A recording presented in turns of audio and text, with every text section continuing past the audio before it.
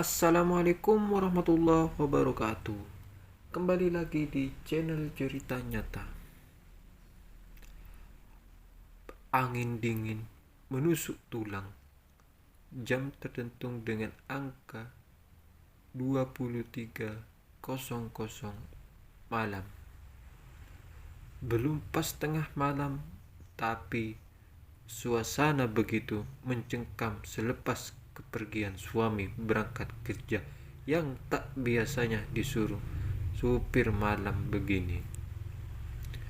Duh, si abang pakai kerja jam segini lagi. Padahal kemarin baru ada tetangga yang meninggal. Mana rumahnya bersebelahan dengan toilet rumah. Ketusku sedikit jengkel karena pengen buang air kecil sudah tak tertahankan lagi. Maklum, di usia kehamilan ke 9 bulan, daya buang air kecil jadi lebih sering dibandingkan biasanya. Ditambah lagi perasaan takut lumayan menggelora di dada. Terasa dingin sekali injakan kaki di keramik. Melangkah perlahan menuju kamar mandi yang sedikit jauh dari kamarku. Sedikit ke belakangan rumah, kupaksakan terus melangkah sambil sedikit demi sedikit tengok kiri kanan, tapi tak ada sesiapa pun karena memang waktu jam segitu sudah tak ada manusia. Yang berisik hanya suara bisikan jangkrik yang memecahkan telinga. Tiba-tiba suara dari arah pagar besi depan rumah terdengar terbuka. Pikirku itu suamiku yang balik lagi. Biasanya ada barang-barang yang ketinggalan. Bang, barang apa yang ketinggalan? Topi atau apa? Ucapku seraya membuka pintu di belakang. Tiba-tiba prak, suara pot bunga dijatuhkan. Kucing hitam yang begitu hitam dan matanya melotot ke arah dengan tajam. Aku terdengar kaget dan sontak menutup pintu dengan kencang. Dak-dikduk jantungku berdebar-debar kencang. Berlari ke kamar pun kakiku terasa berat. Waktu itu bulu kuduk merinding. Bayangan dan pikiran seakan kacau. Kukunci pintu kamar dan tarik selimut. Aku benar-benar ketakutan setengah mati. Kupejamkan mata sesekali, kubaca ayat kursi dan ayat-ayat Al-Quran yang kuhafal, dan semakin keras kubaca ayat-ayat dikala terdengar pekikan tangisan yang begitu menyedihkan tepat di sebelah kamarku. Astaghfirullahaladzim. Ya Allah. Kalimat-kalimat itu berhamburan di lidahku. Tangisan itu begitu dalam seperti orang yang tersiksa. Ingin kurasa kubangunkan mertuaku yang sedang tidur di kamar sebelah.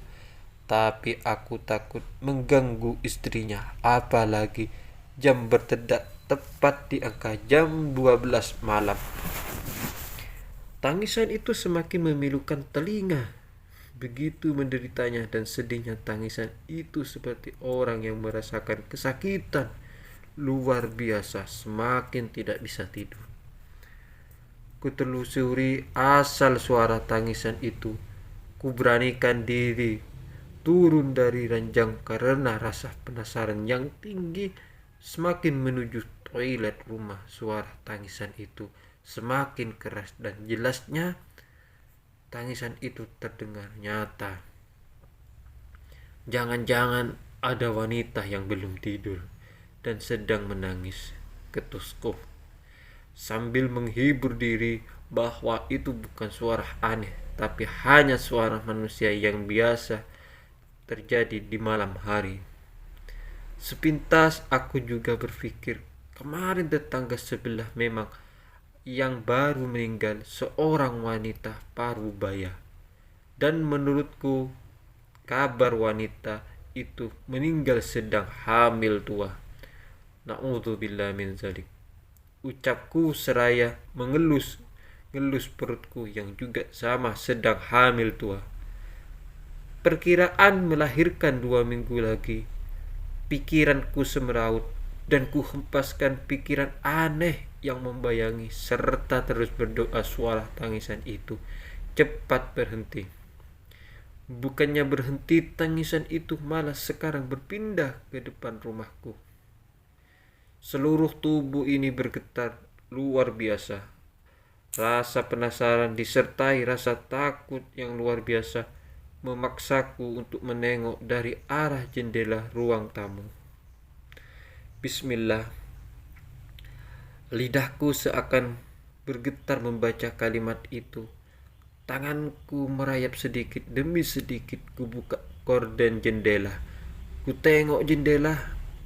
Tak disangka ada sedang duduk di luar sana pakaian serba putih.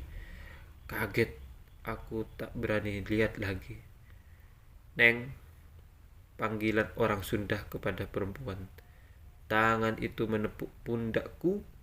Sontak aku berteriak, jangan sambil menutup mata. Neng, Neng, ini ibu. Suara yang tak asing lagi memanggilku. Ku buka mataku yang tertutup tangan sedikit lega karena itu mertuaku yang terbangun tidur.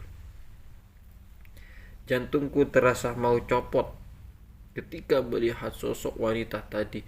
Tak disangka, tak dianya perutnya tiba-tiba sakit bukan main dan ingin terus ke kamar mandi.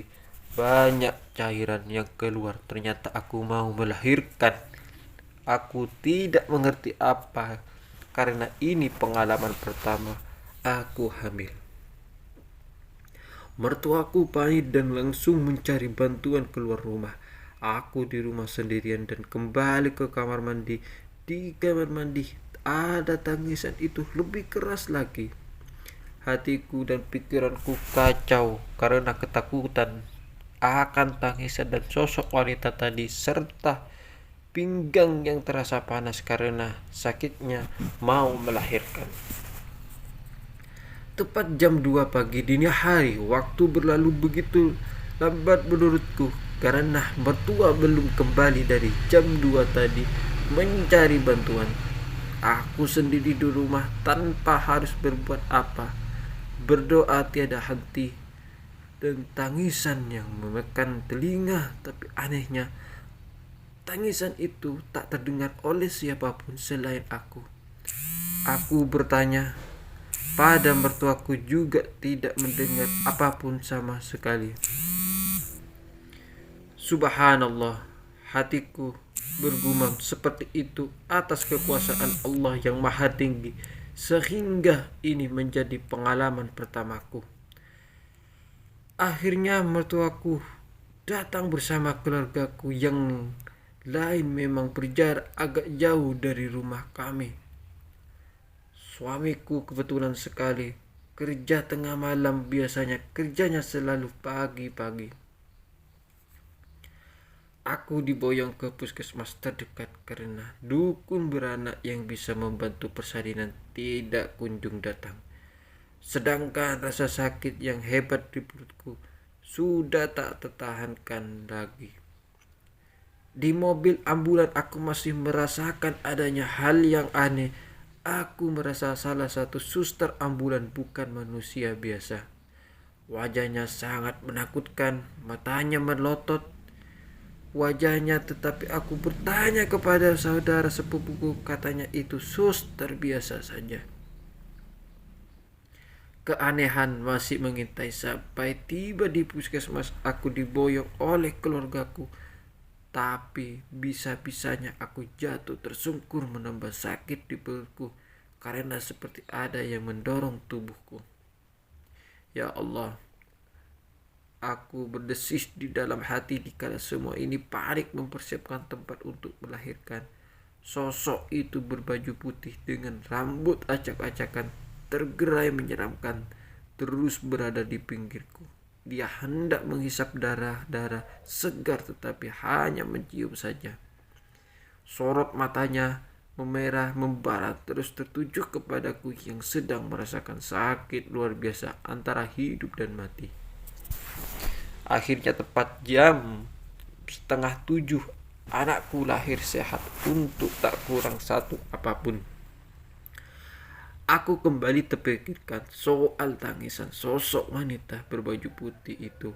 Rambutnya yang digerai acak-acakan, kalau kata anak zaman sekarang sering disebut kuntilanak. Bulu kuduku langsung merinding seketika saat kulihat dari jendela kamar rawat inap ruang melahirkan puskesmas itu. Sosok itu datang lagi, langsung pergi begitu saja. Astagfirullahaladzim, kataku. Esoknya aku bercerita sedikit kepada sang suami, tetapi tak sedikit pun suami percaya dan ceritaku seakan-akan dianggapnya bulanan belaka. Sudahlah, sedikit lemas aku mengatakan ada orang lain karena suamiku pun tidak percaya sama sekali. Sekembalinya ke rumah, orang-orang berbondong datang ke rumahku melihat bayi yang baru lahir. Aku hendak ke kamar mandi dikala hari sudah sore. Ya Allah, ya Rabbi, makhluk itu sedang menggelantung cekikan di pohon mangga depan rumah kami. Lagi-lagi kelihatan oleh orang yang lain sedang ramai di ruang kerja. Azan maghrib berkumandang. Kulihat lagi ke pohon luar rumah. Sudah tidak ada rupanya ketakutan azan maghrib. Semoga dia tak kembali lagi ya Allah, gemamku dalam hati sambil memeluk sang buah hati. Malam semakin kelam, senja sudah usai waktu. Dia bekerja walaupun badannya sedikit demam, tapi sebagai karyawan pabrik tentu tidak bisa izin tanpa surat dari dokter. Apalagi pabrik memiliki peraturan begitu ketat. Dan bila melanggar bagian HRD biasanya tidak segan-segan meskos karyawan yang tak patuh pada peraturan. Kali ini dia memaksakan dari bekerja karena dialah yang jadi tulang punggung keluarganya. Sengaja bekerja di pabrik Jakarta untuk memenuhi kebutuhan ibunya di kampung dan membiayai sekolah adiknya. Kenapa hidupku seperti ini? Keluh Tia, ngomong sendiri, udah kayak hantu saja. Tit, tit, tit. Klakson yang nyaring bunyinya sudah tidak asing lagi. Itu suara motor si Mirna. Teman satu kos sekaligus teman sepabrik Tia yang paling cerewet, tidak ketulungan. Kalau ada datang dia, di dunia hanya milik dia sendiri. Dari A sampai Z habis oleh dia aja. Motor Mirna melaju cepat ke tempat kerja mereka, bergegas mengganti pakaian dengan pakaian tugas. Hari itu cukup berjalan lancar. Semua yang inginkan seperti hanya tidak ada gangguan yang pesat pada badan Tia. Walaupun badannya sedang sakit, tapi baik-baik saja. Jam 10 tepatnya Tia keluar dari pabrik. Tentu sudah berganti baju dengan baju yang biasanya dikenakan awal berangkat tadi pagi. Dia merasakan tubuhnya lebih capek dari biasanya. Mungkin karena sakit yang dipaksakan bekerja, namun ia tetap bersyukur pekerjaan dapat dia kerjakan dengan maksimal. Motor Mirna biasanya mogok dikala ingin cepat-cepat pulang di kosan supaya cepat beristirahat. Tia, kau cari mobil saja, mudah-mudahan malam ini ada yang lewat. Kekecerewetan Mirna sudah dimulai dengan bahasa Jawa yang logatnya sudah kental maklum anak itu asli Jawa Tengah. 1 jam menunggu di pinggir Mirna yang sedang mencoba membetulkan motornya. Barulah muncul satu mobil. Ada sedikit aneh. Mobil itu tidak ada penumpang kecuali tukang tahu. Supir juga wajahnya garang kayak serem gitu. Kernetnya ternyata orang yang dikenal Tia. Mobil Elf itu melaju dan diberhentikan Mirna dengan tanggapnya. Bang sopir, berhenti, anterin teman saya ya ke kosannya. Motor sial mogok lagi nih. Nitip dia ya, jangan diapa-apain. Hehe, cakap Mirna kepada sang supir dengan sigapnya. Biasa asli cewek-cewek yang Jawa tapi cerewet kayak orang Sunda. Terbesit dalam hati Tia, mobil ini terasa aneh. Suasananya kayak kucengkamkan tangan kornet juga dingin waktu bantu aku naik ke mobil. Sudahlah, yang penting aku pulang malam ini. Badanku aku sudah sangat lelah. Gumamnya di dalam hati seperti bertanya sendiri dan menjawab pertanyaan sendiri. Mirna ditinggal pergi oleh mobil itu yang membawa Tia dan langsung saja Mirna mendorong motornya bututnya ke bengkel terdekat sambil melambaikan tangan kepada Tia. Hati-hati ya, telepon aku segera ketika udah sampai kosannya, teriakan Mirna yang nyaring.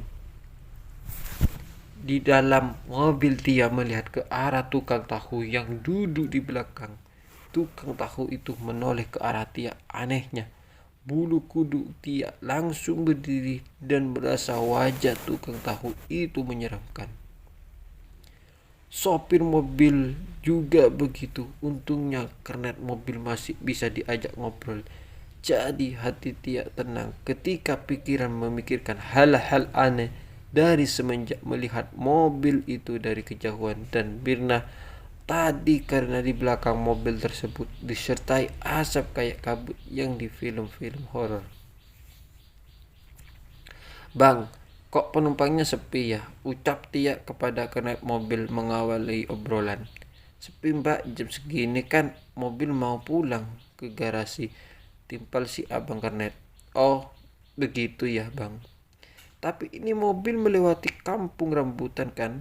Soalnya di sana saya berhenti. Tia bertanya lagi karena ketakutan mobil akan berhenti sebelum sampai ke kosannya. Tenang Neng, Tia. Nanti juga sampai ke kosan dalam waktu dekat. Kernet itu memastikan kalau perjalanan itu tidak akan lama. Dahi Tia sedikit mengerinyit sambil berpikir dan terucap dalam hati, si abang kernet ini aneh, masa iya sejam dikatakan cepat, ada-ada saja si abang Iwan. Ya, nama kernet itu Iwan. Yang rupanya Tia juga mengenalnya, dia asli dari kota asalnya Majalengka. Bang Iwan itu tetangganya di kampung. Alangkah kagetnya Tia ketika mobil terhenti tiba-tiba di tempat yang terbilang sangat sepi. Bang, kok berhenti di sini? Itu di sana ada jurang bang. Tia memberanikan dirinya ke Bang Iwan kernet Elf tadi. Mau ngantem neng sebentar, jawab Bang Iwan. Tia terdiam diri. Lagi-lagi pikiran aneh itu datang disertai bulu kuduknya yang berdiri tegak sangat cemas ditambah takut tak terkira karena di pinggir jendela mobil tempat ia duduk di jurang yang terjal. Suasana jadi sepi, mencekam ditambah lagi dari tadi supir muram wajahnya dan tukang tahu terus melirik ke arah Tia dengan wajah yang menyeramkan. Pada saat itu orang yang mau marah dan menakut-nakuti tak ada lagi penumpang mobil itu kosong, hanya Tia dan tukang tahu yang tidak bicara sedikit pun. Ngetem kok di tempat sepi sih bang? Lama lagi ngetemnya. Aku sedikit kedinginan bang, bisa dipercepat enggak bang mobilnya? Jalan lagi. Tia angkat bicara lagi karena ketakutan sudah mencapai puncak. Bahkan dingin tubuhnya sudah tak tertahankan lagi. Iya neng, sebentar lagi mobilnya, kata kernet itu dan menyuruh Tia untuk undur saja. Tia memejamkan matanya, mencoba tidur dan bersandar di kursi mobil yang sedikit usang seperti mobil yang habis reparasi. Karena sudah kecelakaan, keadaan kacanya pun yang ada patah sebelah tak sempurna. Beberapa menit kemudian, Neng sudah sampai di kampung rambutan. Bang Iwan membangunkan Tia yang sepertinya baru saja tertidur. Apa bang? Udah sampai? Beneran? Tia terheran-heran melihat jam tangannya sambil mengucek matanya takut salah lihat. Itu kosnya ya kan Neng? Tanya Bang Iwan. Lebih heran lagi Tia dibuatnya tak percaya dari tempat ngetem yang sepi. Jadi harusnya perjalanan masih 45 menit ini sudah sampai di depan kos hanya 10 menit. Tepisnya pikiran itu karena Bang Iwan mempersilahkannya turun.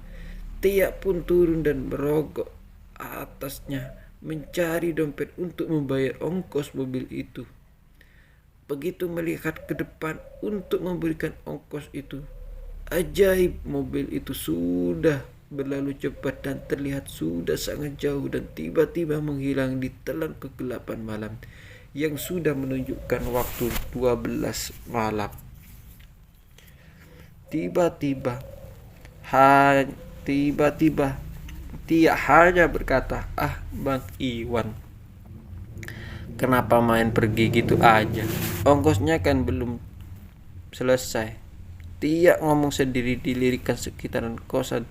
Begitu sepi, mencekam, bahkan sapam jaga kamling yang biasanya bekerja pun tidak kelihatan batang hidungnya.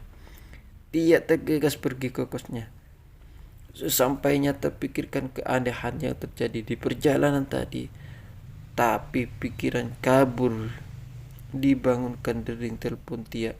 Rupanya yang menelpon Mirna si cerewet. Tapi walaupun cerewet, dia adalah sahabat satu-satunya yang paling perhatian kepada Tia di tempat perantauannya. Yang dari Majalengka pergi ke Jakarta untuk bekerja. Jarang ada orang sebegitu perhatiannya kepada Tia. Halo Tia, sudah sampaikah ke kosan? Motorku baru bener nih. Sorry yo, aku tak bisa pulang bareng sama kamu. Jangan marah Gi. Mirna nyerocos terus di telepon tak mengizinkan Tia berbicara.